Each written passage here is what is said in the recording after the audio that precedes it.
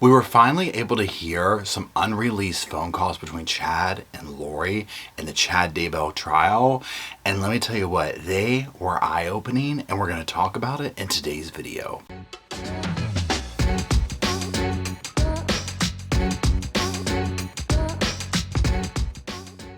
Hello, Sofa Squad, and welcome back to the sofa. Sofa's there, Roscoe's on it. He's slightly bitter. He just had breakfast, or dinner I should say, and he's ready for more. And my name's Paul. Now today we're going to be revisiting the Chad Daybell trial. Today is the 16th. The state has just rested. They have done the whole thing about the discrepancy of dates and JJ and all that, and we're just like, oh my gosh. So that's what's going on in the trial. But what we're going to be talking about specifically today is that phone call. So many of you are like, Paul, listen to it. So we're going to go through it and listen to it together. And we're going to talk about it. So that's kind of how we'll break this down. We're going to be viewing it through Court TV. They've been covering this long crime. Many, of our favorite stations, if you will, have covered the trial. And so definitely check them out. And that's it. So let's go ahead and jump into it.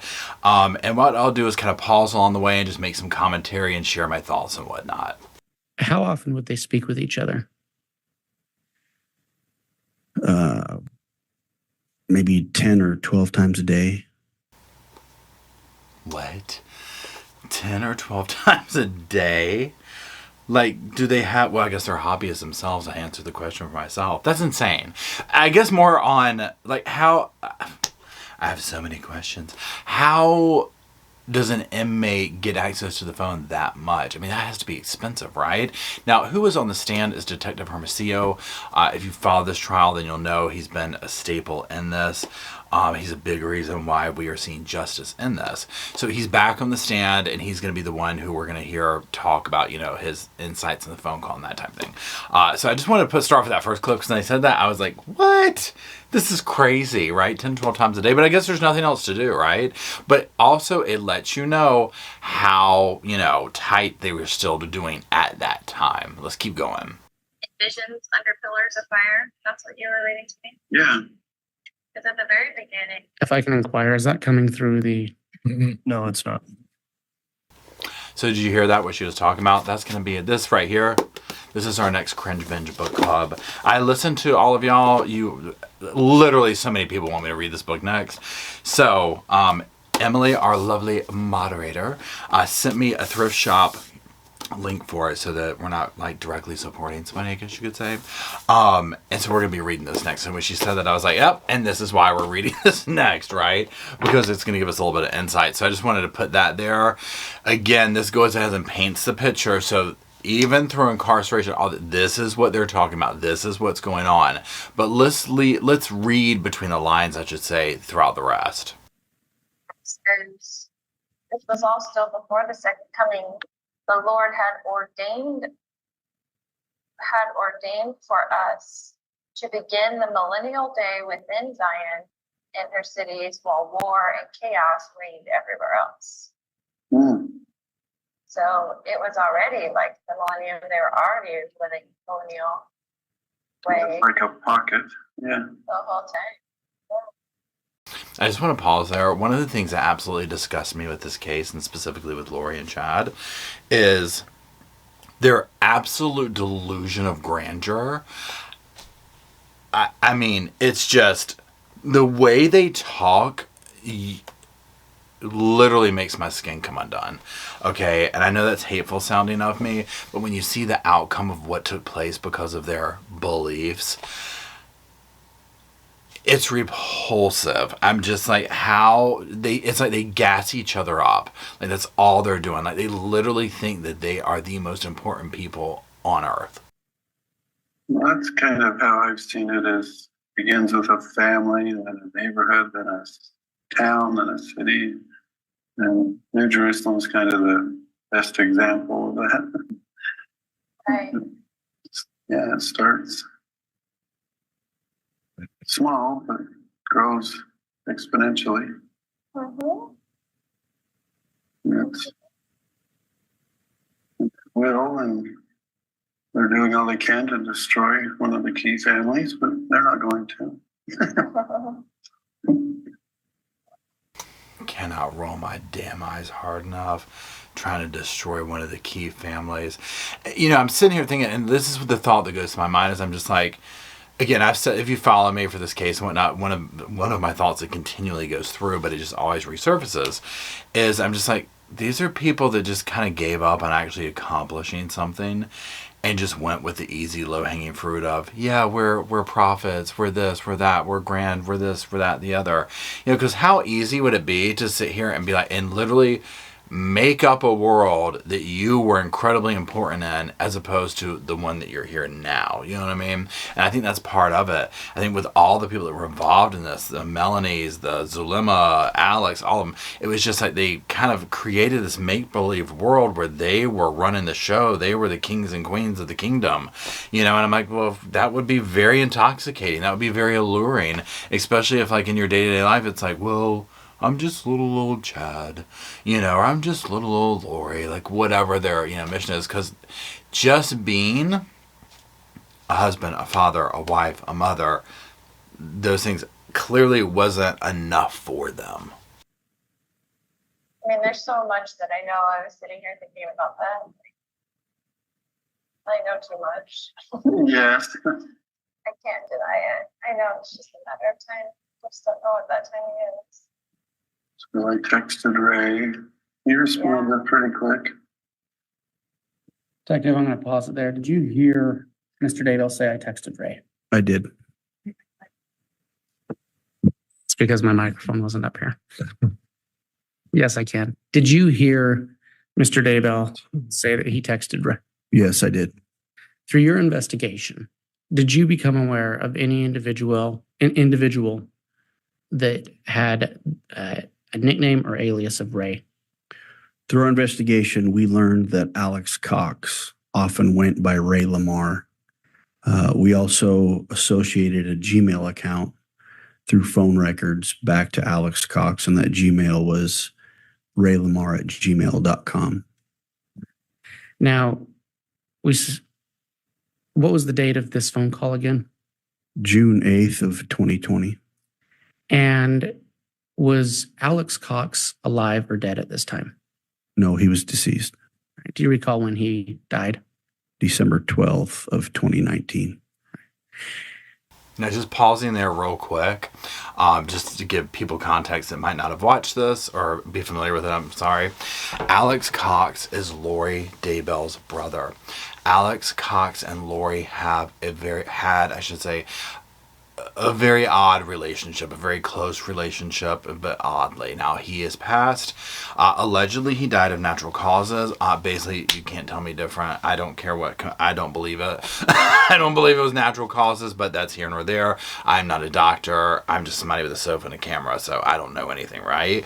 I mean, there's that. So, whatever.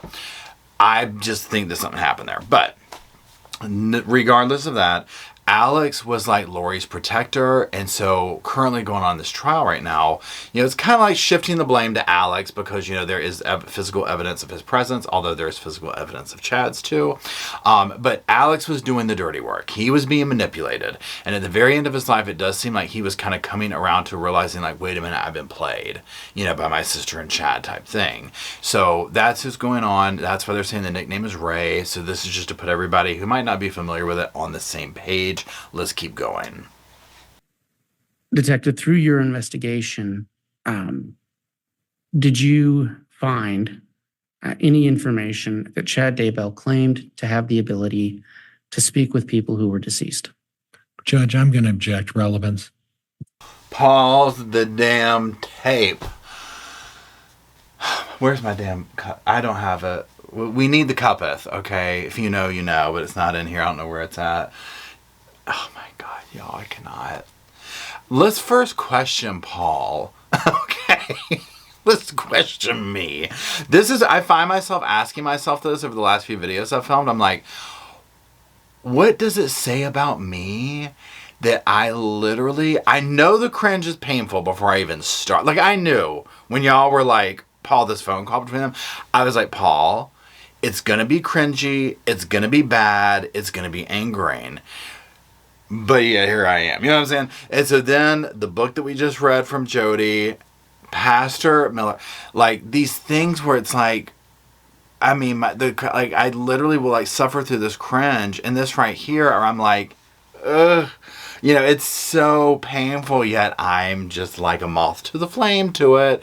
And I guess to answer my question, it's psychologically fascinating to me to see what the human brain is, what evil the human brain is capable of. But also on the flip side of that, to see from, and I guess you could either say the victims or the survivors, the victims or people on that side. Also the psychology of what the human brain is capable of overcoming and continuing on. Because here's the thing, on this type of stuff right here, I sit here and when I watch stuff like this, and I'm sitting here thinking like, Kay, Larry, people like that in the crowd, how do you get up and brush your teeth? You know what I'm saying? Like that type thing. Like just go through the motions of your day when you've survived this, and it just keeps going and going and going.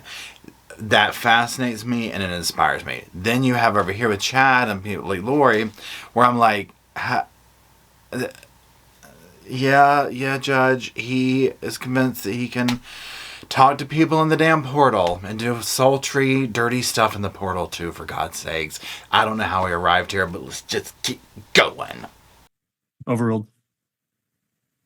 Thorough investigation, interviews with multiple witnesses that were close to him.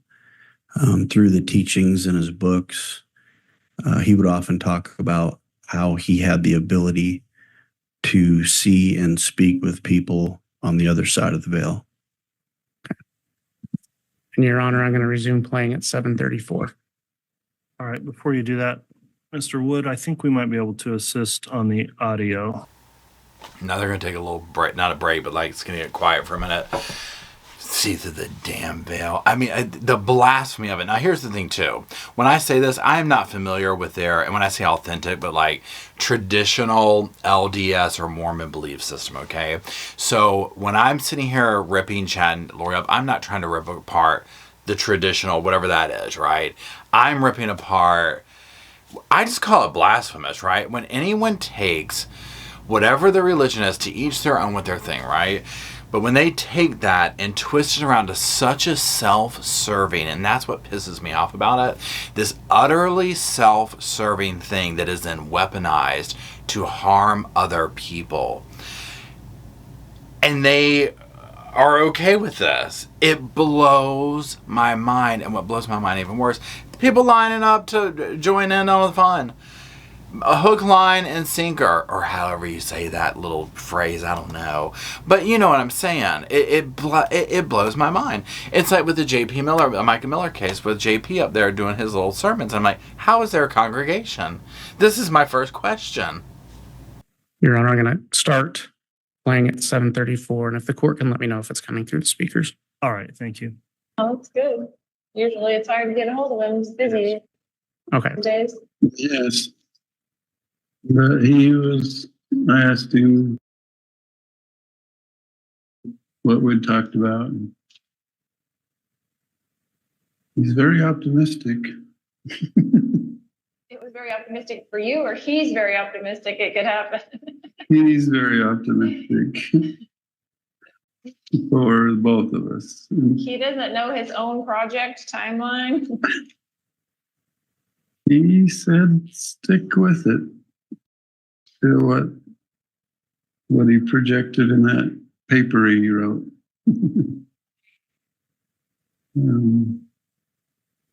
House renovations always take longer than they think. That's the problem. I've been watching that Extreme Pools, Uh-huh. and the people are like 3 months out. Like, I mean, when they estimated they'd have it done, and they're like, well, we had so many problems, we couldn't get to the backyard, we had to pull a crane over the house to get these huge rocks for the waterfall. I can remember last summer, Taylor Hill, Mark's friend, parents moved into a trailer, like a camping trailer, in their driveway because they were going to build their house by the end of the year. Guess where they're still at? Really? They sold their house to their son. It's just a weird situation, but you're exactly right. Yeah, it takes forever. Yeah, there's always something comes stuff. Well, we didn't know when we dug in your backyard we were going to find whatever. I mean, seriously, this is what we're like laughing and joking about. I just, we're getting into some of the juicy stuff here, but I will have to say this: the whole thing that they're talking about with the renovation thing and all that, and like house repairs. Amen, sister. Right? It's been a nightmare. Okay. I mean, it's like, my God, but so also interesting. I have a hard time envisioning Lori doing anything outside of like reading the Bible or doing stuff like that. So when she's like, I'm watching the pool renovation thing, I'm like, you do stuff like that? Like you're capable of like some level of normalcy that doesn't revolve around like the stuff that we hear. It's very weird to me. It's very weird to me. And then they're like, we have to redo all the piping, and then we had trouble with this, and then something else happened. And so, but they try to make it sound like it wasn't really that long, but it's always like, it's going to take 3 months. And then 3 months after that, they're like, okay, it took 6 months. You couldn't come in your backyard at all. And now it's not summer anymore. Now it's winter, and your pool is finally done. Right. Mostly they do it in Florida and places like that. But.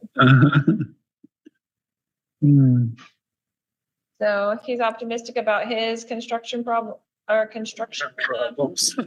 not problems, but plan. His Yeah. construction plan, the blueprints are still intact. Yes. Their timing. And I kind of just said, I texted him what you just said is, you guys are always a little off. Right, exactly. We just want a real estimate. Right. What do you say? He just laughed. So he did not confirm nor deny that fact. That contractors are always later than they think they're gonna be. He's like, it'll work out, how he is.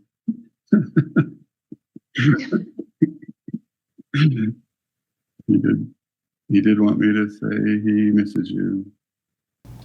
I mean, the coded language here is insane. Okay? Absolutely insane. I haven't listened to this all the way through. This is the first time that I've like listened to like the whole thing through. I listened to a little bit of it when y'all started like texting me and whatever, and being like, "Hey, Paul, listen to this." So this is the first time I'm going through. That's why I'm kind of like riveted to it. I'm sitting there, I'm like, "Paul, you need to say something." But that's why I'm like riveted to it. I'm like, oh my God. This is what I'm talking. So side note, this is what I'm talking about when I'm like, the cops and all these people usually will know a lot more information than we as the public know for various reasons. Now this case is a little bit different because you have two cases going up separate, like the same case but different cases, or trials I should say. So like, okay, we didn't hear this in Lori's trial, but now we're hearing it over here, and that kind of stuff. So it's a little bit different in that, because I'm like, oh, now granted, it's most of us have been like, look, it's a no-brainer on this one. Like, okay, we kind of see what happened. But hearing this takes me out, and when I say illusion, like work with me for a minute, the illusion that Lori tries to create, which is, no, I believe this. The children are okay. They're better where they're at. We're part of the 144,000.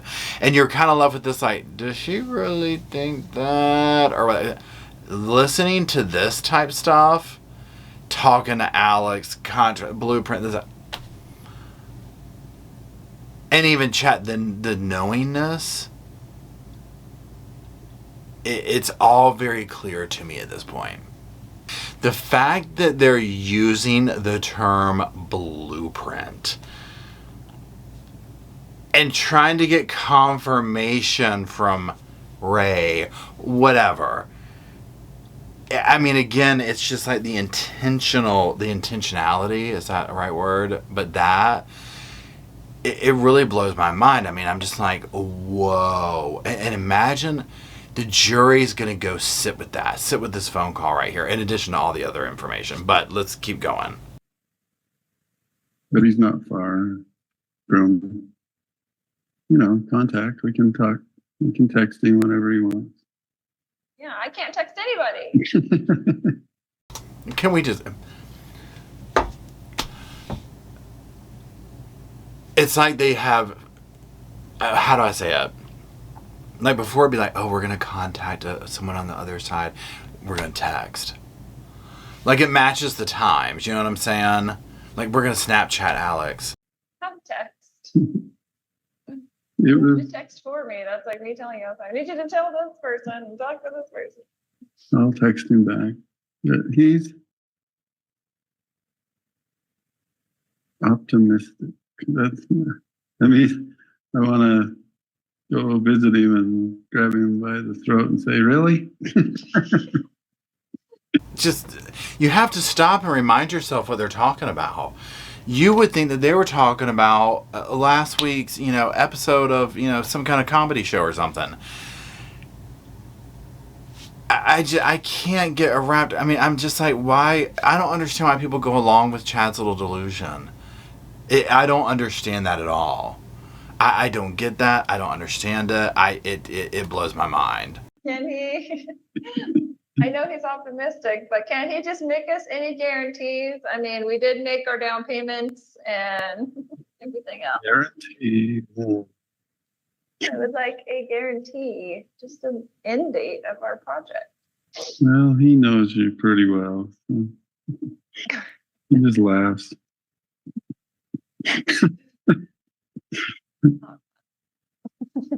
No, I asked him what he thought of the video project. He said it was really nice. He loved it. Oh, good. Pure damn evil right there. Pure our little project. I mean, can we get a guarantee? We put our down payment. Pure damn evil is what you're hearing right here. This is beyond blasphemy and all that kind of BS. This is pure damn evil. Pure. Detective, through your investigation, were you aware of any type of video put out about Alex Cox around this time? Not around June 8th. But shortly after Alex Cox died, his sister Summer Shiflett made a YouTube video with clips of Alex, photos throughout his life, and put it to music. And so we viewed that early on in the investigation, but that's what is being referred to here. Judge, I'm going to object. That calls for speculation. He can't speculate is what it calls for. Untimely, overruled. And Judge, I had stopped playing at 12:13. I'm going to recommence playing at 12:13. You may. Yeah, oh, that's good. Although I'd never heard that song before. I don't know what that is. Maybe it's just something on like iMovie or something that's on your phone. Exactly. Yeah. Like one of the backgrounds that you can Church use or something. just a happy one. Yeah. I don't know, because I've never even heard that one, or I've never seen the app, but I know people can do that. iMovie, it was always on my iPhone. I just didn't ever click on it. Yeah. But, frustratingly optimistic, I guess. Is So frustrating for us. Yeah, We're gonna be that's what I mean. depleted. I mean, what's interesting too about this is listening to, obviously, so I'm like rearranging my thoughts here. Obviously, you never know what's going to happen in court. I mean, you never know. Look at all the various cases we've seen, outcomes we've seen, all that type of stuff, right? Okay, so you never know what's going to happen. So the way they talk, and I'm sitting here like, oh, bless their heart, they thought they were going home. You know what I'm saying? Like, knowing that anything could happen, I'm still like, well, they thought, oh, how cute. They thought they were going to go home on these charges and this evidence, right? I'm just like, oh, he's optimistic. Seriously? At first, I thought they were talking about their lawyer. And because I all checked out, like, it was hard to get a hold of. Like, this is like all checking out for typical lawyer stuff, right?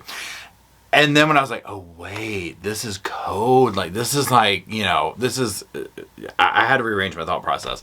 So that's where I'm just like, and again, the participation and the delusion and the giggling about, and the project and the blooper. I'm just like, again, It's like we're seeing the face and voices of evil. Thanks for completing your project on time. Will they get a bonus? They do it. Oh yeah, we'll give him a bonus.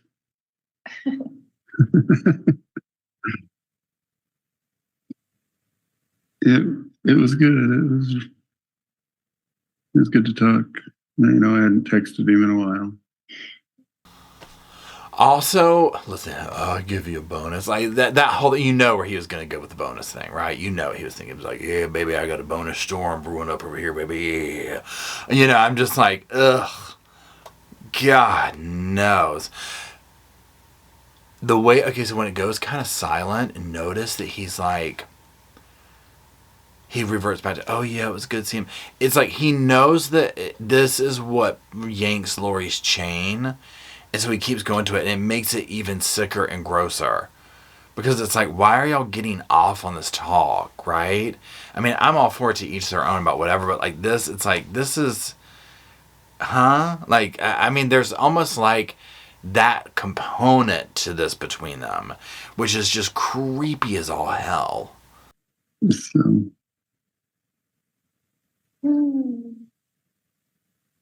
So he would still answer all my questions in the same way, you think, if I texted him?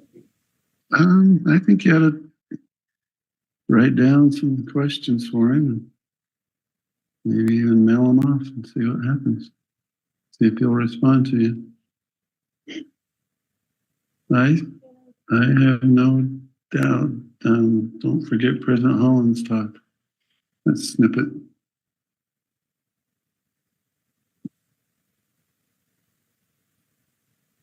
He seemed like he wants to text you if he could. Again, the way they just kind of sit there, and it's like listening to two 10-year-olds in some of this. He seemed like he wanted to text you. Yeah, it's like, what? And then Lori on the other side. And I mean, you got to think now too, there's a certain level where the communication was cut off. You know, because obviously he gets incarcerated. You know what I'm saying? So it's like, what are you going to do then?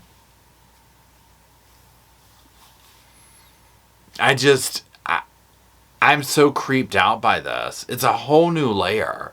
It's a whole new layer that almost like validates so many suspicions. Yeah, it's all true. That's all I can say.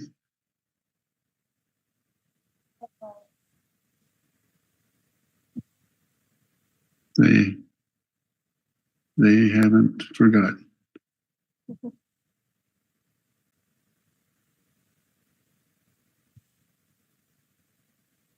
I know they want to work on their project and they're not too happy and thinking, you know, that's how I filtered out. Oh, just like, I'm busy. Well, true for that. It's good. It's good. You know what I'm saying? I mean, again, it's just like this schoolgirl giggling and stuff. All I ever think about when I hear them talking to each other is I'm just like, these are people that know what the last moments of these children's lives were like. They know what the burying of the remains are like. How could you ever laugh like that again after that? How could you ever giggle like that again after that?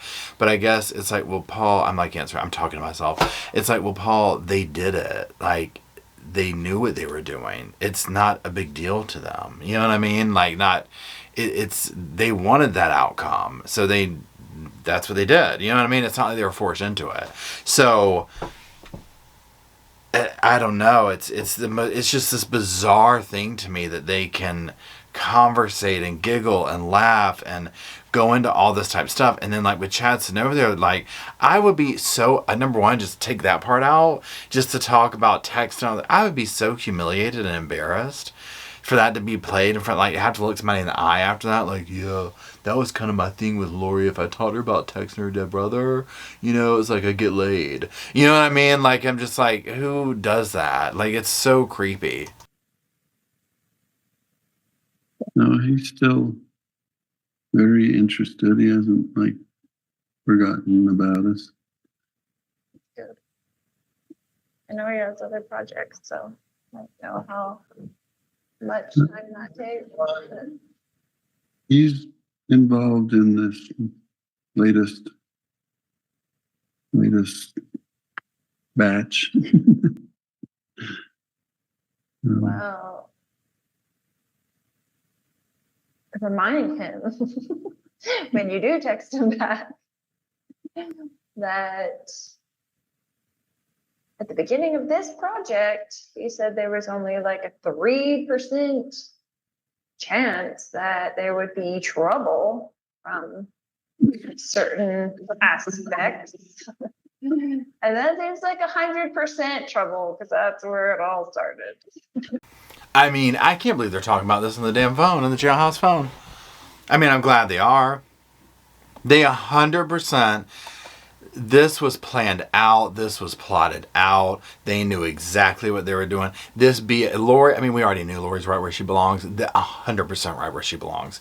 This was nothing religious. This was nothing about that. She knew exactly what she was doing. And they pre-planned this and plotted out. This is such a bad look for Chad. So find out about that. Right. See what he has to say for himself on that. And you know exactly what I'm talking about. You know exactly what I'm talking about. Exactly. They know exactly what they're talking about. Monsters. Absolute monsters. I do.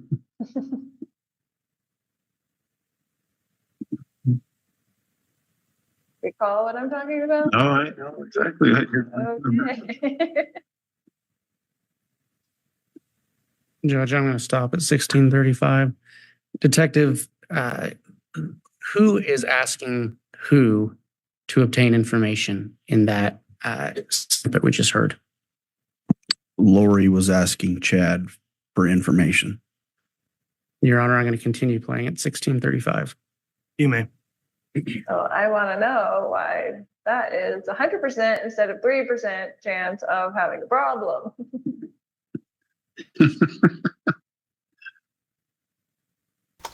I mean, they're just laughing it off that they got called at this.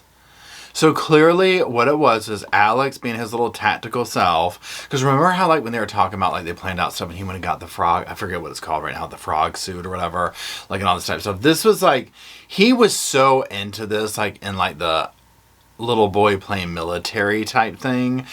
He was so into this. And you could tell they all were, right? But they probably exploited that dynamic with Alex. And so he was probably planning this out. Like, look, I've done my statistics. There's like a 3% chance we can call it this. Okay? And, you know, Chad was over here like, I've been in the portal for the last 3 hours. Yes, there's a very low percentage on the Richter scale that we will get caught at this. I know. You know, and Lori's just over there giggling, doing whatever she's got to do. Well, here they sit. Alex is gone. She's in prison. Chad's on his way. You know what I'm saying? Like, bunch of, I mean, I'll keep my mouth shut. I think he was somewhat right in that. The other aspect was other people. It was a combination. I know it was a combination. I'm not saying there were other problems, obviously. It's of the location. But what I'm saying is that it's a combination of only, 5 problems. I agree. That was a big one. It was a big one. Uh-huh. So my faith in those kinds of guarantees are lower. I mean, yeah, just, I'm over here, 5 problems. Tylee, JJ, Charles, Tammy. Who am I missing, y'all? Who am I missing? who is the fifth? Because that's what I'm like, who is she referring to? Because I feel like that's what that is. Alex?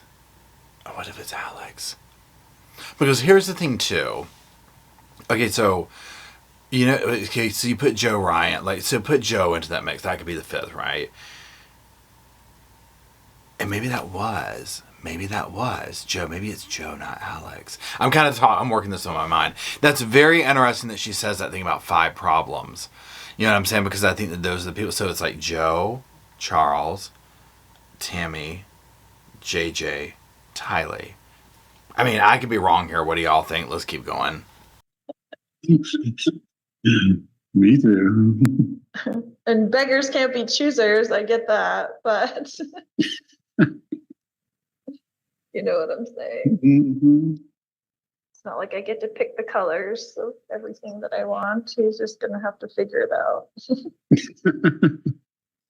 Right. Since I'm here and I can't be in charge of the project. So Mm-hmm. Oh, she's upset. Yeah, I'm here. I can't be in charge of the project. But I mean, this is how they talked about it. It sounds almost very militant to them.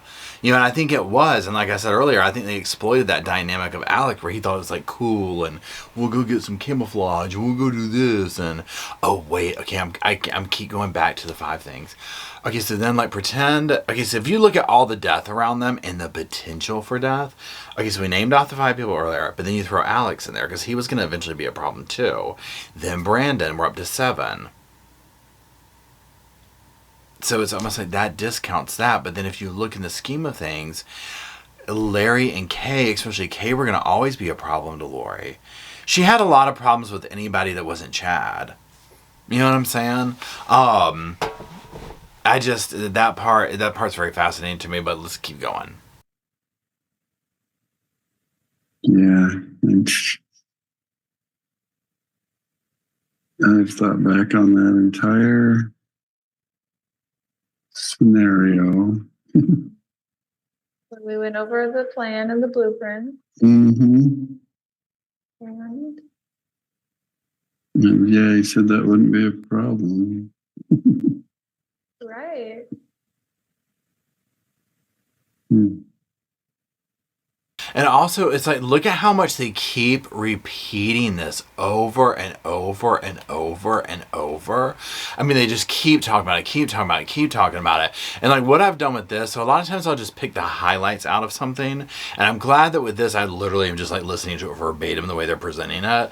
Because to hear them just kind of keep going back through these silent parts, back to the same thing, and then back over here, and then back to this, and it centralizes on the problem, and it didn't work out, and the plan and the blueprint. I mean, they had plans in place. This was all pre-plotted. What's your take on that?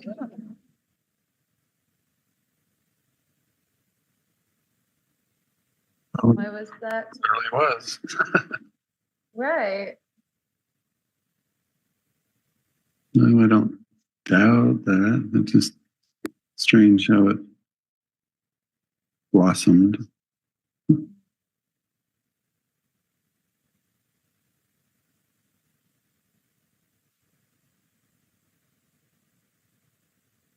So Go ahead. you go ahead. No, I'm just gonna say, so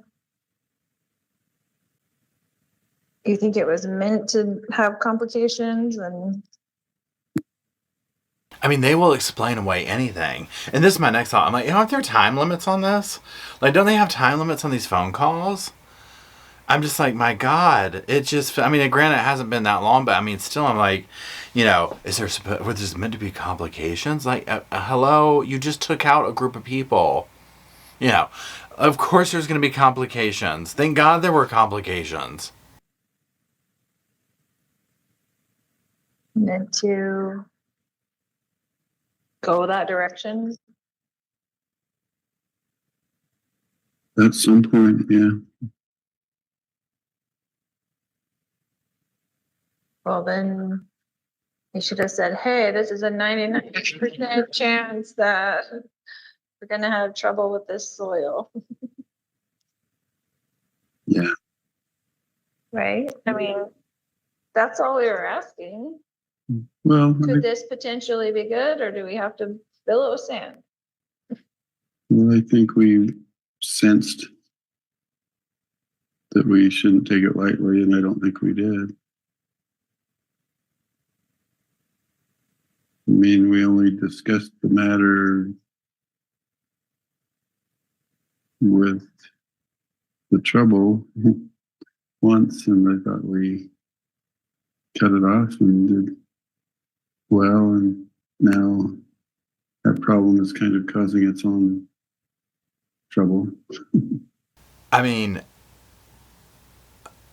I have to pick my mouth up off the ground. I can't believe the things they're saying. It's almost at the same time like validation for thank you. This is what I'm getting. So an overall thing that I'm getting from this is, again, that's the only word for it, validation. This whole time I've been sitting here like, does she really believe this? Is it this and that? There's no. Now I'm like, oh no, that all this BS, about worth 144. That they had a plan and they pre-plotted this, and this was very intentional, and they thought they were going to get away with it. And she is bitter about being locked up. Like they thought they were going to get away with this, and it validates all those hunches where it's like, no, Paul, they knew what they were doing. This wasn't a crazy moment. This wasn't a delusional thing. They 100% knew it was pre-plotted. Lori knew all about it. They discussed it. They all did. They were all in on it together. For itself. Right. But there's other things in the project where when I'm going back over it, right, that I could have easily done or been inspired to do to avoid a lot of the issues that are going to come up with that.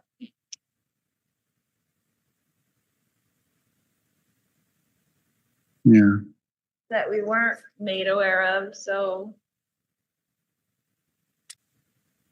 you see what I'm saying? Mm-hmm. Yeah, so this is what it sounds like to me. Alex or Chad probably took things into their own hands on some level of like disposing, things like that. And Lori's over here trying to talk about, I could have done this better. We could have done this over here. I could have told you to do this. This would have been different if you did this.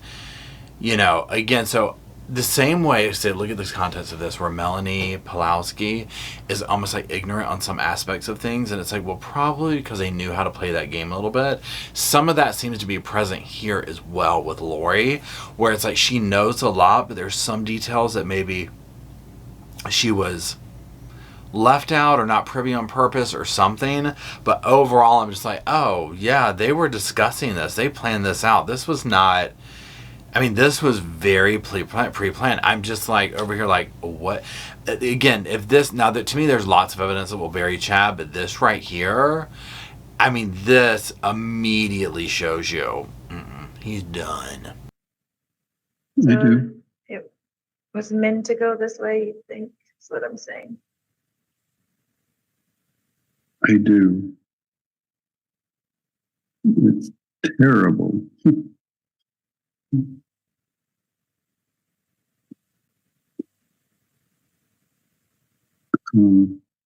Minor changes here and there, but overall, this was part of the blueprint. But overall, it's part of the damn blueprint. Can't roll my eyes hard enough.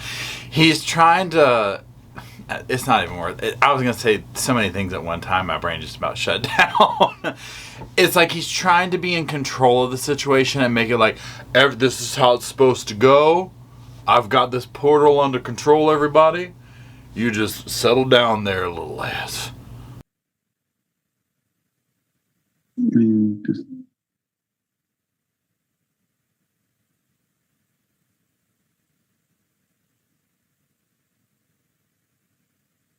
What? Oh, I just wish it hadn't been.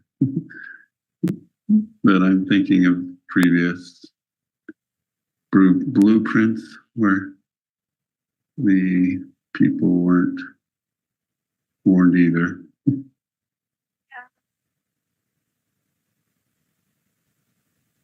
It's maddening.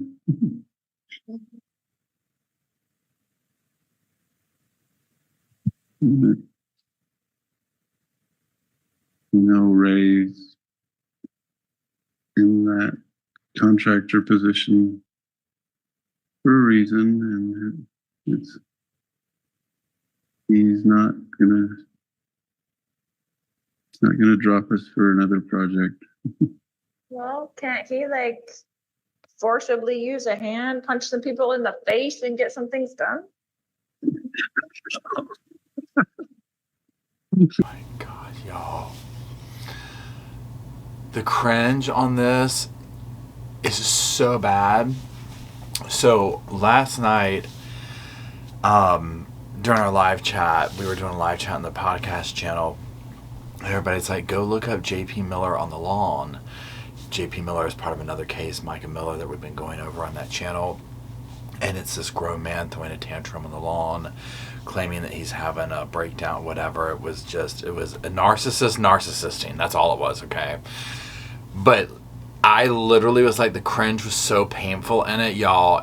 I cannot, if you've watched it, you know. It's one of the cringiest things I've ever seen in my life. This conversation is in the same room with it, okay?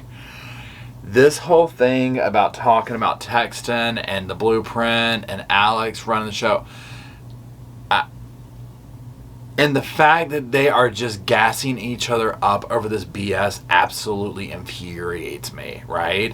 Because people lost their lives, children lost their lives over this. And they just are talking and giggling about this stupid stuff that just doesn't even make sense. Some people in particular, like the 3%er person?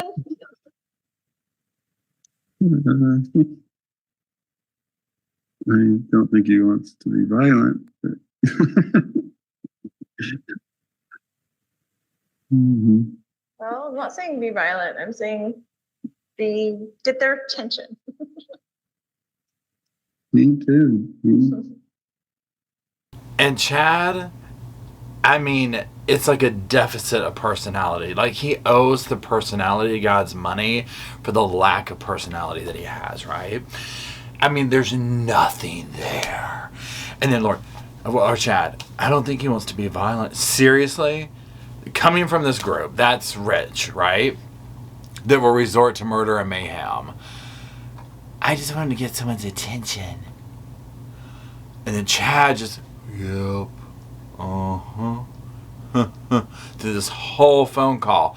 I'm like, what do you see in this dude? I do not get it. What he did was kind of mute her effect. He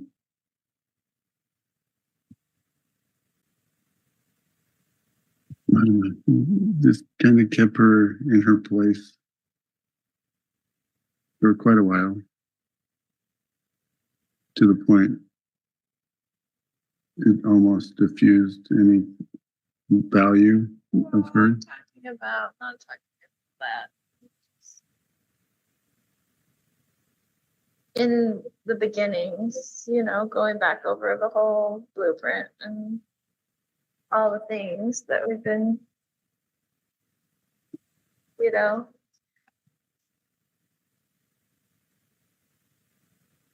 I don't know what the word is. When you go through it. Anyway, a lot of that stuff could have been avoided. Yeah. Just minor tweaks. Yes. And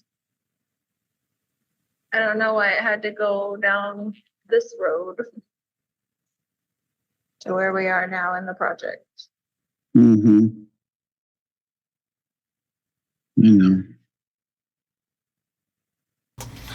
It's the way they take themselves seriously for me. Yeah, I don't know why we had to go down this road in the project. And yeah, you got caught. It's why. I mean, that's the whole thing where I'm just like, listen to yourselves. listen to yourselves just talking this idiotic stuff. And they're again, it's like they're talking about this project. Well, people lost their lives in this. It doesn't even make sense. It doesn't even make sense. And again, Chad just mumbling his way through it. But this is what I'm talking about that's so frustrating. Again, they're talking about the blueprints. They knew what they were doing. So that's the whole thing. This whole thing is planned out and mapped out for them. But they honestly are dumbfounded that they got caught. That's the part that blows my mind now. I'm like, how did you think you weren't going to get caught? Put that in your prayer pipe and smoke it. You don't fully understand. I think he'd text you back or write you back. Ultimately, what I need from you is that the project is going to be finished and everything is going to be fine and it's going to work out. That's what he said. Well, I need you to tell me that every day, several times. Okay. This is what she wants you to lie to her, is what she wants. Basically, what she wanted to hear is that she's going to get out of prison and everything's going to be okay. I get it. I don't blame her. Yeah, but Chad, well, that's what he said. Seriously? Seriously. My sweet, lovely Lola. Things are going to work out. Not just because he says so, but because I know so. It's a marvelous plan. Slight How do you know so? hiccup. How do I know?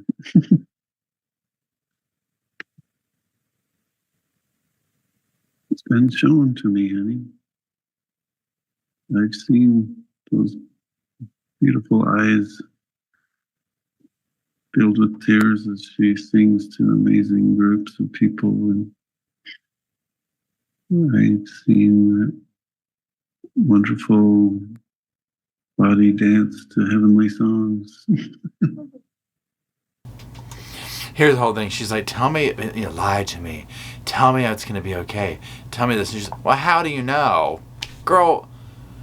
And then, of course, well, I've seen it that way, babe. You're going to dance on the beach and all. It would be nice to live in the delusion that they live in, okay? Like, to be able to literally put blinders on to this degree and just be that hyper-focused on someone. Like, again, we're talking Grant Amato obsession here, okay? Like, that level, right? This is crazy. Your Honor, I'm stopping at 2641. Right. Detective, in that conversation, who is asking who for assurances? Lori was asking Chad, and we found that throughout multiple phone calls. She would ask Chad for assurance. And who said they had seen the plan? The defendant, Chad Daybell. Your Honor, I'm starting again at 2641. Your purpose is only beginning. It's hardly begun. And it will be the pair. It won't be solo. And it's going to be incredible. Be cholo and not solo. That's right. Yep. It will be the Eurythmics. No solo careers. I can't believe he ruined the Eurythmics like that. It's like with people like this, you don't want to hear them talk about like groups that you like and things like that, or that you identify with them over, you know what I'm saying? So you heard them point out in the stand with the detective Hermosillo and whatnot, who is this asking for reassurance? Who is this saying they've seen the plan? The defendant, Chad. This phone call did him zero favors. Now, by the time you're watching this, I don't know if they would have come back with a verdict yet. I'm recording this over a couple of days, Thursday and Friday. So Thursday, there's drama with the date with JJ, and they resolve that. Friday, we're going to be resuming things, but it's probably going to be a short day. So then the defense, if they're going to do anything, but by now you would have found that out. What I am getting at is I am going to be very surprised if Chatty Boy ain't headed to old Sparky, okay? This right here, this evidence, and this is for both Chad and Lori, 100% they know what they were doing. They know what they were talking about. Now we got one more little clip here, so let's just listen to that and then we'll talk about it. I'm just absolutely sure. I was saying it will be the Eurythmics. It won't be 2 solo careers. I know, but I'm saying, you said you have absolute what? Confidence? Absolute assurity, confidence, confirmation. It's going to be as seen. There's some things that aren't going to be altered. Okay, let's just leave this at that. Okay. Here's the thing. He just, first of all, we already know Chad thinks he's just Mr. Self-Important, right? Like, he's kind of aligned himself with this type of stuff because he wasn't going to get anywhere in the actual church, so he just made stuff up, right? I've seen these other things. I've had these visions. I've had done this. He rips Julie Rowe off. He rips this person off. He does this, that, and the other. It's just what he does. Now, again, a couple of things with this is, number one, like I said 100 times over, I'll say it one more time to sum it up. This, to me, tells me they 100% planned this out. What they planned, they knew what they were doing. Everybody was involved in on it, right? So there was a grand scheme. That's why they're talking about the blueprints, the planning, the this. Was this going to work out? Another key element here and word is delusion. Even though they are completely aware of what they're doing, it's like this chosen delusion to play this little make-believe game. I think that there is a component, a sensual, let's say, component that is like a turn on in a sense. Probably just the grandiose thing gets them going or whatever, I would imagine. As well, like depravity. I mean, again, they're giggling, they're laughing, they're talking about this stuff. This plan, this whatever, blueprints, these were responsible for many people's lives being lost. Okay, Chad obviously just wants to get with Lori and be with her and make her happy. So she wants to be, I need to hear exactly, you're going to be fine. I consulted my mood ring. It turned purple. You know what I mean? Like, he's just trying to, get laid, to be honest, is basically what it comes down to. Tell her what she needs to hear.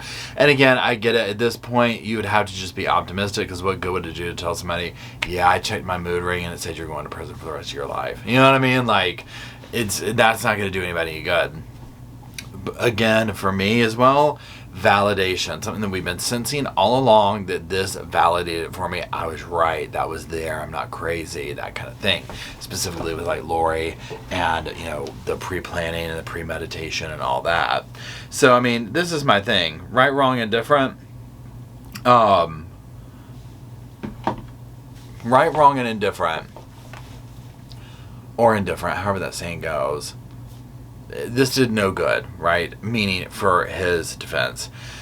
I think that without this, they could convict him, and I think this was just absolutely, if there's any question about it, it's like, oh, you're done. You're done. Okay.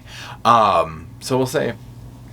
We'll see what happens. So again, by the time you watch this, this is going to be kind of old news to you, but if you haven't been following it, this is a segment that you definitely need to go listen to, because it's very fascinating and sad. You're just seeing how delusional they are and selfish they are, is what it is. And again, cringy as hell. Okay, I'm talking cringy as hell. This is literally turning into the cringe channel over here. It's basically what we cover is cringe ass stuff, okay? Hardcore. And yet, I'm here for it. I don't know why, but I am. So Roscoe says, thank you for joining. He asked you to throw some little sofas in the comment section so we'll have a place to sit and cringe along with y'all to these cases we watch. And until we get down there to cringe and laugh and talk, we'll see y'all soon. I just wanted to say thank you again for watching the whole video, and also thank you for being part of the Sofa Squad. Special thanks to all the Patreon members, channel members from both of my channels, everybody who likes, shares, subscribes, comments in the comment sections. It helps helps the channel out so much. Now, don't forget, I do have that other channel, the podcast channel. That's where we go live, we hang out, we talk. We have kind of sort of a schedule, but just be sure and check it out. I'll put it up here on the screen. Also, if you're looking for merch, be sure to check out my Teespring store. I'll put that up here. And then, like I said in the beginning of the video, if you want to follow me and Roscoe on the Instagram, go on, check it out. It's right here on the screen again. But once again, thank you very much. I really appreciate you being part of the Sofa Squad, and I'll see you in the next video.